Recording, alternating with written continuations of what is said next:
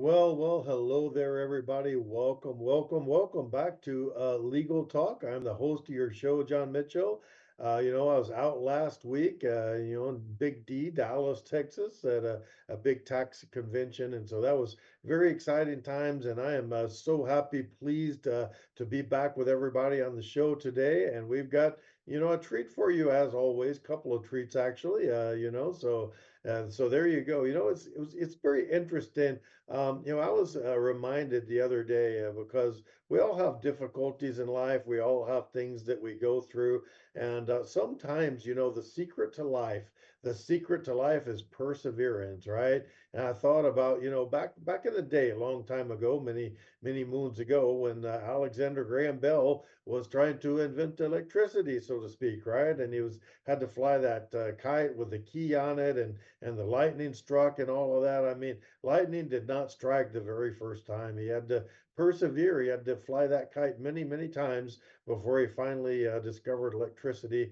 And so that was a very big lesson to all of us. There's many examples of that. Wright brothers, Colonel Sanders, man, he tried, in the electric light bulb. Anyway, there's many examples of that. And I'm, dealing with some stuff right now. That you just got to be, uh, you got to have some perseverance and stick to itiveness, and you'll get through to the other side. And so that is kind of like the overarching life lesson for today, right? This is what I've been thinking about today, and of course thinking about also some good legal topics and some good tax topics in particular.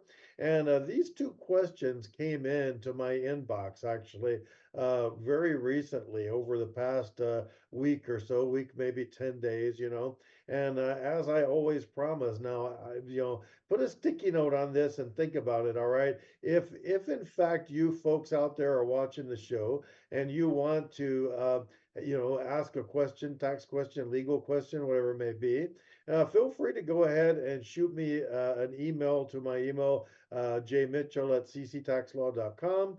And I will try to make sure that I either answer your email, give you a quick phone call, or perhaps maybe if it's a question that can be answered here in the big show, we can answer it on the air, and that way everybody can get the benefit of that answer, right? So I love to do that that way, and I love to get questions from people. So one of the questions I just got, like I said, within the last week or 10 days or so, is about money that is received from an inheritance.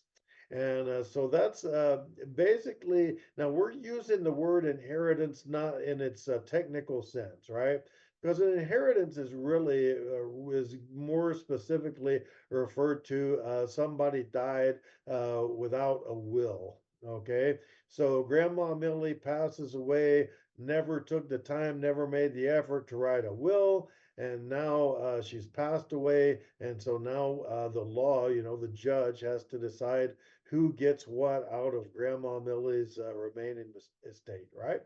So that's when you say the word inheritance, that's the real technical term is money that you would get through what they call intestate succession. Intestate succession meaning people have passed away, they didn't have a will, right? So what I'll do is I'll quote, and believe you me, this is short. I'm not going to take a long time with this. In fact, I have my little notes here so that I don't miss any words or get this wrong, right? So question being is money that somebody passes away, you get money. Is that money includable in your taxable income, right? Do you have to pay taxes on that? So I'm going to point you to Internal Revenue Code section 102, and it says just like this. It says gross income does not include, and when they say gross income, they mean for taxes.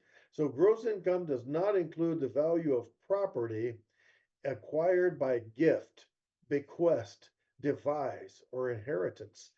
And some people have asked me, John, you lawyers, you like to throw a lot of extra words in there. You guys charging by the word or what, right? And so let me just break that down real quickly in case you wonder. Okay, so property acquired by gift. Okay, that is, let's say my parents really like me a lot and they decide call me up, today, later on today, and they say, John, Hint, hint, in case you're watching the show, right? So, John, I really, really like your favorite son. Here's a nice check for $10,000. It's a gift for you, just because we love you, right? Now, that is a gift that is received, and we call it in the legal terms, we call that inter vivos. So it's just a fancy word meaning when somebody's alive, right? So inter vivos, that's an inter vivos gift. So money received by gift. Code section 102, that is not taxable, right? So you can give me much money as you want as a gift, and I don't pay taxes on that because it was given to me as a gift. All right. So that's gift. Now, the next word in the sentence here is bequest. And so, bequest and devise, that is when there is a will, okay, and somebody passes away with a will. Now, a bequest means that they have left you some piece of personal property, not real estate, not real property.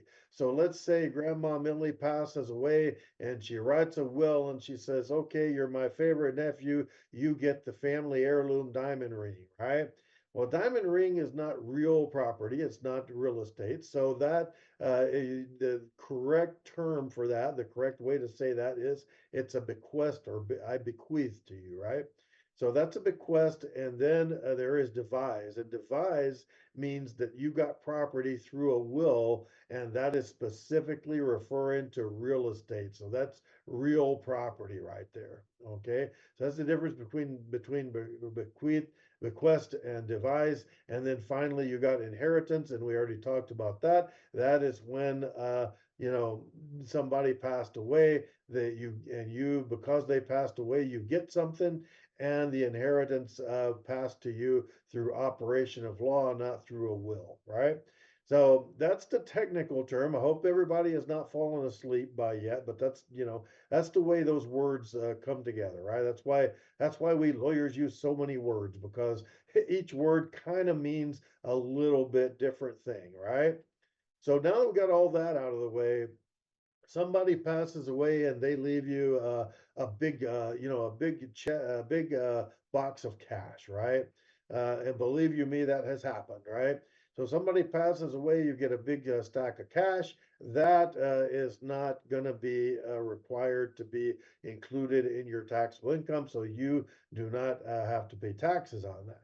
Now, here's where a wrinkle comes about, right? Because let's say instead of a big stack of cash, they leave you a bank account. You got a CD or something, right? So somebody leaves you a bank account. That bank account is drawing interest, right? Hopefully, we fingers crossed. We hope you're getting interest from that, right? So if you're getting interest from that, the amount of money that the person left you is not taxable. But from the day that they pass away and that money becomes yours, and it's in the bank and it's drawing interest, that interest is going to be taxable. You have to include that in your income. You got to pay taxes on that, right? Okay, so let's say instead of a bank account, let's say they left you some stocks, right? So stocks sometimes pay dividends. And so those dividends are going to be taxable income to you. A lot of times you'll say it'll be like an 8% annual dividend paid quarterly. So $100,000 worth of stock might pay you $2,000 every quarter, right? Just to show some numbers. Right? Don't all you stockbrokers out there, try and shoot the messenger. It's just for example purposes, right? So let's say you got some stocks. The stock itself that you received is not taxable income, right? But any dividends post mortem, right? So Grandma Millie passes away, leaves you the big stock pile of stock instead of a pile of cash. Now that stock is getting dividends, and those dividends are now taxable income for you, right? Now, let's go along with another example. Let's say Grandma Millie did pass away and she left you a big stack of stocks, right? So what happens to those stocks? Let's say you decide, the market's up, I rather have the money, need cash, whatever. I got a lot of bills, and sell that stock, right? So you get when somebody passes away, when somebody dies and leaves you something, let's say stock in this case, you get what's called a step up in basis. Now imagine like a stair steps, right? So whenever you, like, let's say you bought stock and then you're going to sell it. You held on to it 10 years and the stock's double or triple what it is the value when you bought it, right? So you bought that stock for $1,000 and now it's worth $5,000. Let's just say, right? So if that's the case, then you're not going to pay taxes on the whole 5,000 that you sold it for. You're going to get to deduct whatever you bought it for, right? So you sold stock for 5,000, you bought it for 1, that's a gain or a profit of 4, so you're going to pay tax on those 4. Here's something fun, right? And wealthy people do this all the time. So that's why we love wealthy people, right? So what the wealthy will do is leave stock for their future generations, and that stock gets what's called a step up in basis. Again, remember, like I said, imagine like stair steps, right? So what you can do is you can let's say Grandma Millie purchased that stock, back on her 21st birthday, and then she held on to it for all these years and passed away. Now that stock is yours. Well, she may be bought, you're going to sell that stock for $10,000. Maybe she bought it for $100, right? But you don't have to take $100 as the basis, because when she passed away, the stock was worth 9,900. It's gone up an extra $100 in those intervening months. And now, guess what you get to do? You get to sell that stock for $10,000, and you get to take a basis deduction of 9,900, because that's what the stock was worth on her date of death, right? And now you're going to pay taxes on the little bitty $100 gain that you got holding on to that stock for a few months after Grandma Millie passed away. So that's a what is known as a step up in basis, and that works not only for stocks, that works for real estate, that works for really anything. So that is a very important thing to keep in mind. Just a couple extra things to keep in mind. If somebody leaves you a retirement account, 401k, an IRA, those have special rules because you would take required minimum distributions. I'm not going to get into all of that because that's a big, thick book full of rules. But you got to take distributions. You got to take money out of the IRA or 401k, and that is likely to be taxable income because why?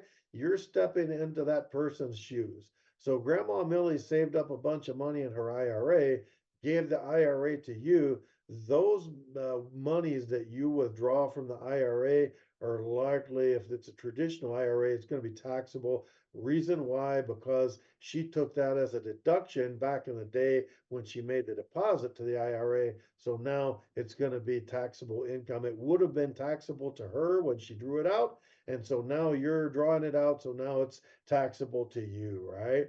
And one final thing that I'll say about taxability of inheritances and inheritance, again, I'm using the term in general terms.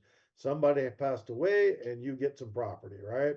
So that's what I'm talking about here. I'm not talking the technical term inheritance, but there might be estate tax due and there might be state taxes. Estate starting with an E and state starting with S. So I'm here in the great state of Texas, so we don't worry too much about state taxes, So other parts of the country, your mileage may vary, but that's why you get a competent tax person in your jurisdiction. So that is wonderful, and I am so happy that everybody stuck with us. Hope you didn't hit that snooze button and fall asleep or anything. But that's the way it works. If you get money from somebody passed away and you get money, that's the kind of the basic rundown of the tax situation. So again, my name is John Mitchell, host of the show. My email address is jmitchell@cctaxlaw.com. And my telephone number is 713-333-0555. If you've got problems with the IRS or need to ask tax questions, whatever the case may be, feel free to reach out. I love to talk to people. I love to help out with tax situations. And that is the way that you can get in touch with me. Now, I am going to go real quickly to a nice little commercial break. We gotta say hello to our sponsors. We gotta pay a few bills, And I will be back with more legal talk right after these commercial breaks. So do not go anywhere. That's my best advice for you today. So be right back.